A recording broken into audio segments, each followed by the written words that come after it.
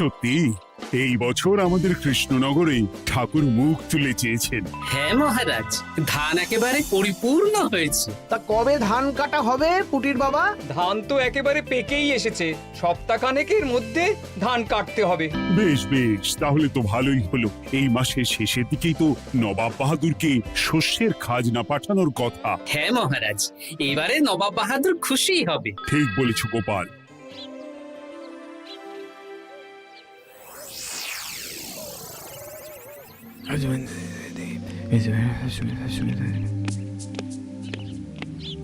প্রণাম খাম্বাজরাজ। ওই তো কৃষ্ণনগরের মন্ত্রী চলে এসেছে।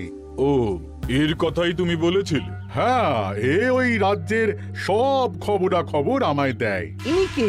ইনি হলেন জমিদার কেশকান্ত বর্মন, আমার রাজ্যেরই দক্ষিণ পশ্চিম গ্রামের জমিদার, আমার প্রিয় বন্ধু। নামটা বেশ অন্যরকম, কেশকান্ত। আসলে ওদের বংশ পরম্পরায় সকলের উন্নত ঘন কেশ আছে, তাই ওদের পরিবারের সবারও নামে একটা করে কেশ আছে। আমি খাম্বাজ রাজের সৌমিত্র এবং সুপরামর্শদাতা। কিছুদিন আগে আমার মাথায় খুব খুশকি হচ্ছিল, মাথার চুল পাতলা হয়ে আসছিল। কিন্তু আমার পরামর্শে একটা তেল মাখতেই মহারাজের মাথার চুল এখন ঘন হয়ে উঠেছে, আর কোনো সমস্যা নেই। বাহ বাহ বাহ, ভালো ভালো ভালো। এবার তাহলে কাজের কথাটা বলে দিন। এবারে তো শুনলাম তোমাদের রাজ্যে অনেক ধান উৎপাদন হয়েছে, তাই স্বাভাবিকভাবে নবাব বাহাদুরের কাছে রাজস্ব অনেক বেশি দেবে, কি তাই তো? হ্যাঁ, এবারে রাজস্ব দানে কৃষ্ণনগরে প্রথম হবে। না, তা হবে না। নবাবের কাছে অত ধান পৌঁছবে না, এমনকি কৃষ্ণচন্দ্রের কাছেই চাষিরা বেশি ধান রাজস্ব দিতে পারবে না। সেটা কি করে হয়? পাকা ধানে মই দিতে হবে। বললাম না, ও আমার সুপরামর্শদাতা। হ্যাঁ, আমার মন্ত্রীকে বাণিজ্যের কাজে বাইরে পাঠিয়েছি কিছুদিন, তাই কেশকান্ত মাঝে মধ্যেই আমার কাছে আসে, গল্পগুজব করে আর সুপরামর্শ দেয়। কিন্তু আমি কি করব? তুমি রাতের অন্ধকারে চাষিদের ধান জমিতে পাকা ধানে মই দিয়ে দাও, এমন ভাবে কাজটা করবে যাতে কাক পক্ষীতেও টের না পায়। আর তাতে আমার লাভ? প্রত্যেক বছর নবাব রাজস্ব দানে বিজয়ীকে 3000 মোহর দেয়, আমি তোমাকে তার থেকে 1000 মোহর উপহার দেব। 1000 মোহর? হ্যাঁ হ্যাঁ, যাও যাও যাও, কাজটা শুরু করে দাও। আচ্ছা।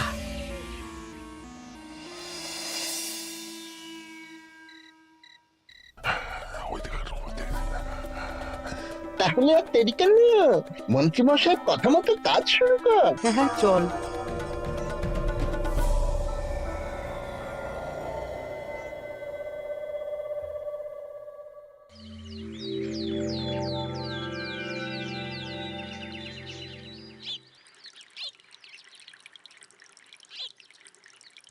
এবারে তো চাষাবাদ বেশ ভালোই হয়েছে। আশা করি নবাব বাহাদুরের কাছ থেকে এবারে আমরাই পুরস্কার পাবো। হ্যাঁ মহারাজ, সারা বাংলায় কৃষ্ণনগরের মতো উৎপাদন এই বছরে কোথাও হয়নি। সর্বনাশ হয়ে গেছে মহারাজ, সর্বনাশ হয়ে গেছে। কি সর্বনাশ হয়েছে গো পুটির বাবা? গতকাল রাতে আমাদের সব জমির পাকা ধানে মই দিয়ে দিয়েছে। সে কি? এবার আমরা কি করব মহারাজ? কাদের কাদের জমিতে হয়েছে এসব? যেই জমিতে তাকাবেন সেই জমিতেই এই কাণ্ড, ধান ঝরে সব মাটিতে পড়ে আছে। এবার আমরা কি করব? হায় হায় হায়, এবার আমাদের রাজ্যের কি হবে? নবাব বাহাদুরকে তো জবাব দিতে পারবো না। বড় বিপদ হয়ে গেল, রাজ্যে গ্রহের প্রকোপ নেমে এলো। ও, আর কদিন পরেই আমার টেকে আসবে 1000 মোহর। ঠিক আছে, তোমরা সবাই এখন বাড়ি যাও। না, আমার মন মেজাজ ভালো নেই।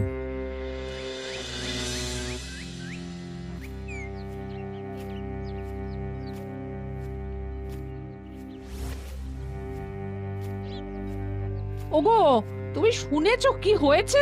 পুঁটির মা হাউ হাউ করে কাঁদছিল গো। হ্যাঁ গিন্নি, পুঁটির বাবা কয়েকজন চাষি ভাইদের নিয়ে রাজসভায় এসেছিল।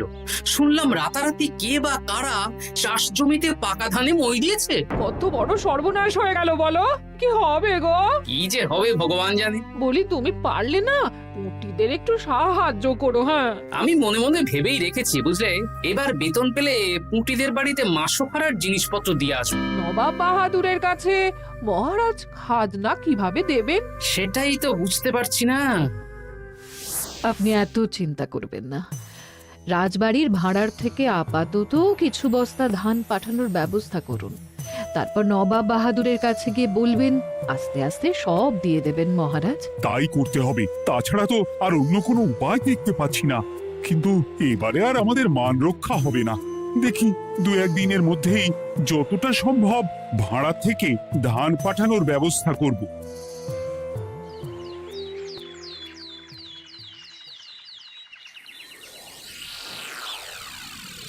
এই বছর 10,000 বস্তা ধান রাজস্ব এসেছে খাম্বাজ রাজ্য থেকে, 7,000 বস্তা ধান এসেছে বর্ধমান রাজ্য থেকে, আর মাত্র 100 বস্তা এসেছে কৃষ্ণনগর থেকে। তাই এই বছরের বিজয়ী রাজ্য হচ্ছে খাম্বাজ রাজ্য। খাম্বাজ রাজ্যের রাজার হাতে 3,000 মোহর উপহার হিসেবে তুলে দিচ্ছেন। আর কৃষ্ণচন্দ্র, তোমার রাজ্যের এরকম হাল কেন?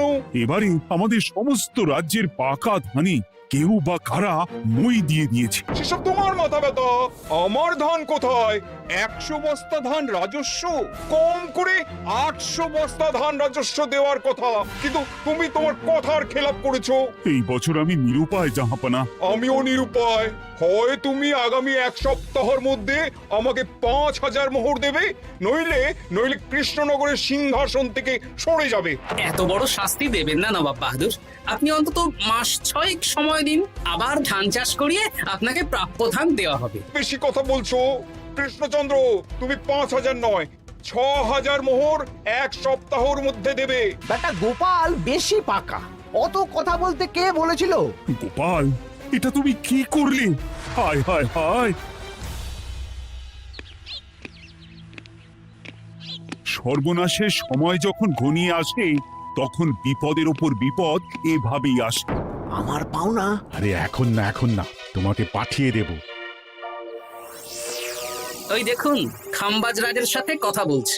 এখন বেশি কথা বললে কৃষ্ণচন্দ্র আর গোপাল সন্দেহ করবে। চলুন তো দেখি ওখানে গিয়ে কি কথা বলছে। কি কথা বলছো মন্ত্রী? মন্ত্রী আমায় বিজয় অভিনন্দন জানাচ্ছিল। বিজয় অভিনন্দন তো উপহার পাওয়ার সময় জানাতে পারতেন মন্ত্রী মশাই। যাই হোক, আপনাকে তো ঠিক চিনতে পারছি না। আমার নাম কেশকান্ত, আমি খাম্বাজ রাজ্যের দক্ষিণ পশ্চিম গ্রামের জমিদার। কেশকান্ত আমার বিশেষ বন্ধু। আপনার কেশ নিয়ে বেশ ভাব দেখছি। হ্যাঁ, ওই কদিন আগে তো খাম্বাজ রাজের মাথার চুল পাতলা হয়ে আসছিল, খুশকি হচ্ছিল আর কি। তো ওনার পরামর্শে একটা তেল মেখেই তো খাম্বাজ রাজের আবার ঘন কালো চুল ফিরে এসেছে। কেশকান্ত জমিদার হতে পারে, কিন্তু ওর অর্থনৈতিক অবস্থা তাবর রাজাদের থেকে অনেক ভালো। কয়েক হাজার বিঘা জমির মালিকও, তার সাথে চুলের তেলের ব্যবসা করেও হাজার হাজার মোহর রোজগার করে। এই, এখন চুল নিয়ে চুলোচুলি না করে চলো কৃষ্ণনগরে ফিরি। এমনিতেই মন মেজাজ খারাপ, 1 সপ্তাহের মধ্যে আবার 6,000 মোহর জোগাড় করতে হবে। হ্যাঁ, চলুন চলুন।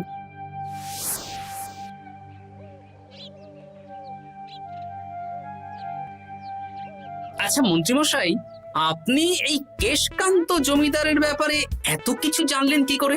ওনার সাথে তো আমাদের আজই প্রথম দেখা। হাওয়ায় কত খবরই ভেসে আসে, সেরকম আমার কানেও এসেছিল। সব বাদ দাও। গোপাল, মন্ত্রী, দুজনেই ভাবনা চিন্তা করো কিভাবে 6,000 মোহর জোগাড় হবে। পাকা ধানে মই পড়লো, এখন আবার এত বড় বোঝা। আমার কাছেও মহারাজ বেশি অর্থ নেই, সব মিলিয়ে মিশিয়ে ওই 150 থেকে 200 মোহর মতো আছে বাড়িতে। যদি বেশি থাকতো আমি আপনাকে নিশ্চয়ই সাহায্য করতাম মহারাজ। তাও করতেন কিনা সন্দেহ। তুমি চুপ করো। মন্ত্রীমশাই ওই লোকটাকে জানলো কি করে? এই লোকটাকে তো আগে দেখারই কথা না। না, ব্যাপারটা নিয়ে ভাবতে হবে। চলুন চলুন।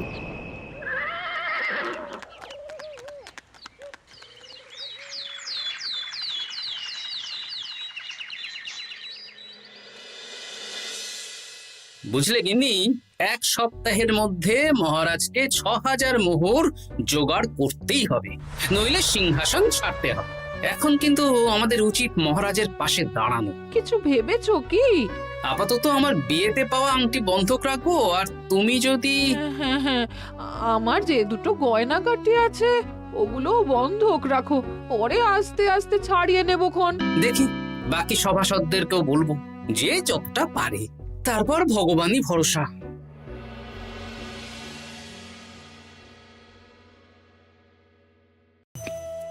আপনি এত চিন্তা করবেন না মহারাজ। চিন্তা না করে কি আর কোনো উপায় আছে?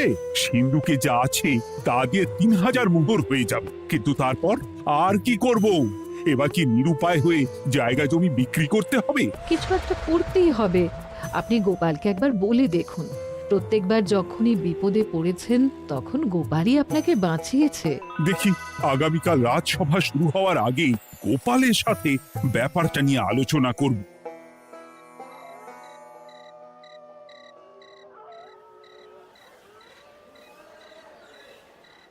এই যে শ্যাকরা, কি করছো? এই তো, বলুন। শোনো, আমার গিন্নির জন্য একটা হীরের হার বানাতে হবে, ওই 1000 মোহরের মধ্যে। 1000 মোহরে তো হীরের নাক, কান, গলা, হাত, পা সব গয়না, এই সব গয়না হয়ে যাবে মন্ত্রীমশাই। তাহলে বানাও, এই নাও 1000 মোহর। ওরে বাবা, মন্ত্রী মশাই, 1000 মোহর! এই মন্দার বাজারে এত মোহর কোথায় পেলেন? গতকালই তো বললেন আপনার কাছে 150 থেকে 200টা আছে। সে যেখান থেকেই পাই তাতে তোমার কি? না, আমার কিছু না। শ্যাকরা, আমি কয়েকটা গয়না বন্ধক রাখবো। দেখি কি আছে। এই সব মিলিয়ে এতে আমি 15 মোহর দিতে পারবো। বেশ, তাই দাও। আমি আমি ধীরে ধীরে শোধ করে গয়নাগুলো ছাড়িয়ে নেব। হ্যাঁ, মন্ত্রীর ব্যবহারগুলো বেশ সন্দেহজনক লাগছে। দেখি, গুপ্তচরকে কাজে লাগাতে হবে, মন্ত্রীর পিছনে ছায়ার মতো লেলিয়ে দিতে হবে।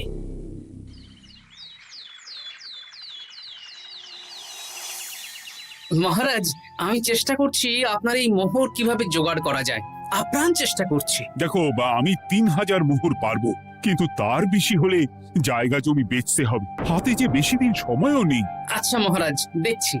তবে মন্ত্রীমশাই চাইলেই আপনাকে 1000 মোহর দিয়ে সাহায্য করতে পারতেন, কিন্তু উনি তা না দিয়ে ওনার গিন্নির গয়না বানাচ্ছেন, হীরের গয়না।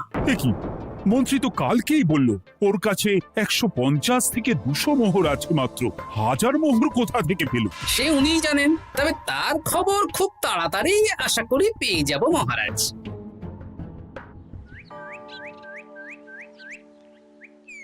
কাজটা একদম ঠিক করলেন না মন্ত্রী মশাই। আপনার কথা শুনে আমরা সবার জমির পাকা ধানে মই দিলাম, কিন্তু আমরা একটা পয়সা পেলাম না।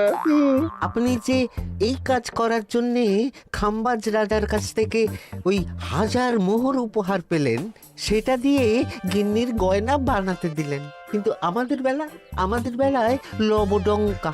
এ তোদেরকেও দেবো, একটু সবুর কর, আগে গিন্নির মাথাটা ঠান্ডা করি। না না, আমাদের এক্ষুনি চাই। আরে এক্ষুনি কি করে দেবো, আমার হাত খালি। আচ্ছা আচ্ছা, ঠিক আছে, এই নে 2 মোহর ধর, 2 ভাই ভাগ করে নে, পরে আরো দেবো। এটা কিন্তু ঠিক না। এসব আলোচনা খোলামেলা জায়গায় করা উচিত না।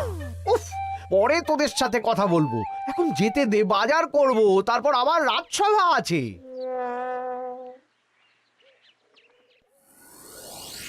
আচ্ছা, এই ব্যাপারটা মহারাজকে আর গোপাল দাদাকে জানাতে হবে।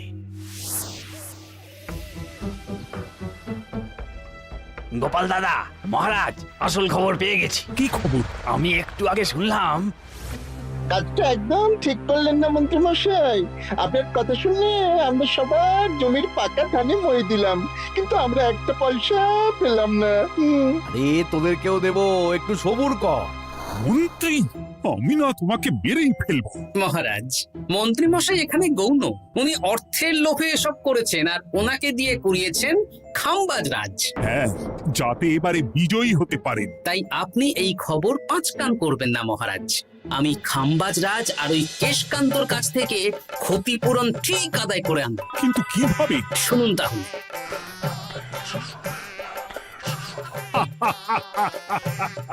দারুণ বুদ্ধি। তাহলে এখন আসি মহারাজ, কাউকে কিচ্ছু বলার দরকার নেই। আপনি শুধু আগামীকাল সন্ধেবেলা খাম্বাজ রাজের দরবারে চলে আসুন। পারলে নবাব বাহাদুরকেও সঙ্গে করে নিয়ে আসুন। হ্যাঁ,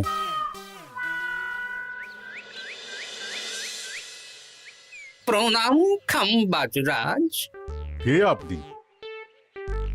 আমি হতাশ রঞ্জন, পশ্চিমে থাকি। কি চাই বলুন? কিছু চাই না, তবে একটা কথা শুনলাম তাই বলতে এলাম। কি কথা? আমি শুনলাম মহারাজ আপনার মাথার চুলগুলো সব নকল। আমার এত সুন্দর চুল সব নকল? ফাজলামো হচ্ছে। আমি যদি প্রমাণ করে দিই আপনার চুল নকল, তাহলে কি? তাহলে আপনি আমাকে 100 মোহর দেবেন। আর প্রমাণ না করতে পারলে আমি আপনাকে 100 মোহর দেব।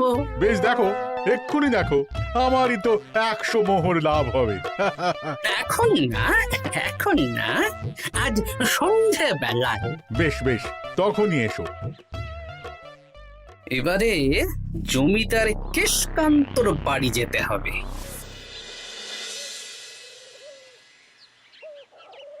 জমিদার মশাই বাড়ি আছেন? কে মশাই আপনি? আমি হতাশ রঞ্জন, পশ্চিমে থাকি। আমি বিশাল ক্ষমতাশালী লোক। কিসের ক্ষমতা?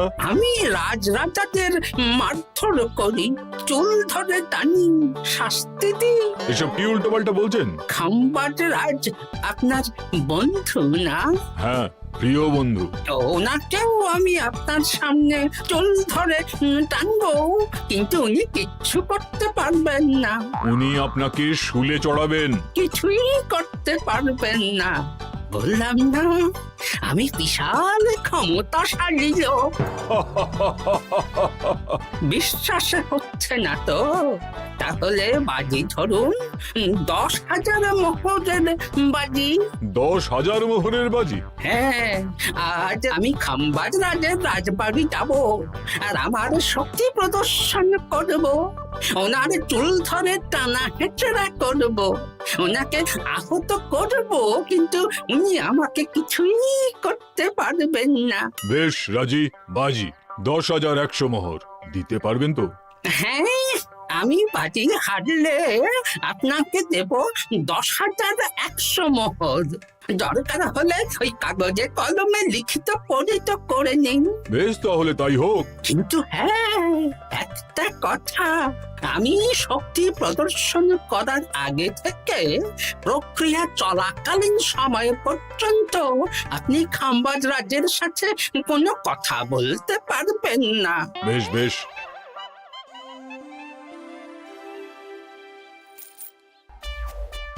তাহলে শুরু করি। শুরু করো। এবার আমি প্রমাণ করেই ছাড়বো।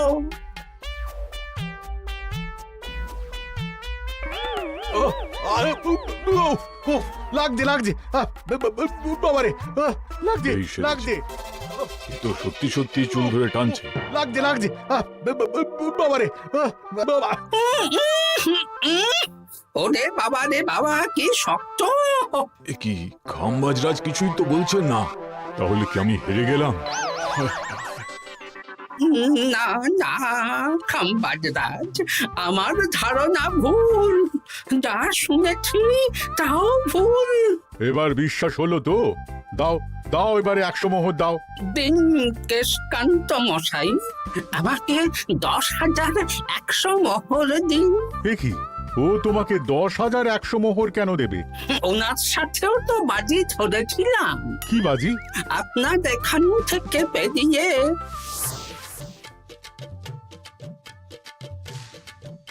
এবারে দিন তো দেখি, সব কাগজ কলমে লেখা আছে। এই নাও। হায় হায় হায় হায়। সাবাস গোপাল, সাবাস, তুমি আমার মুখ রক্ষা করেছো। গোপাল, কৃষ্ণচন্দ্র, নবাব বাহাদুর, আপনারা? হ্যাঁ, আমি গোপাল। এটা ছাড়া আর কোনো উপায় ছিল না খাম্বাজরাজ।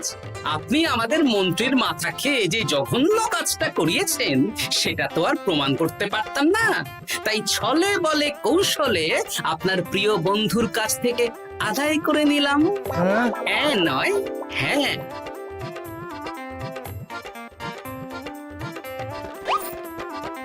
এই নিন মহারাজ। এতে কত মোহর আছে? 10,100 মোহর। এর থেকে 100 খাম্বাজরাজকে দিন, 6,000 নবাব বাহাদুরকে, আর বাকিটা আপনার কাছে রাখুন। এত ধান নষ্ট হলো। কৃষ্ণচন্দ্র আমাকে সবটা বলেছে, আর ওর মন্ত্রীকেও নিয়ে এসেছি। ধোলাই খেয়েই সব বলে দিয়েছে। এই কে আছো? কৃষ্ণনগরে মন্ত্রীকে নিয়ে এসো।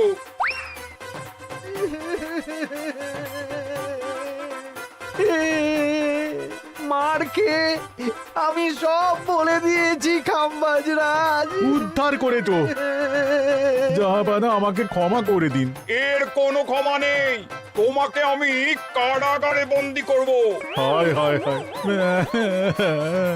সামান্য টাকার লোভ করতে গিয়ে পুরো মাঠে মারা গেলাম।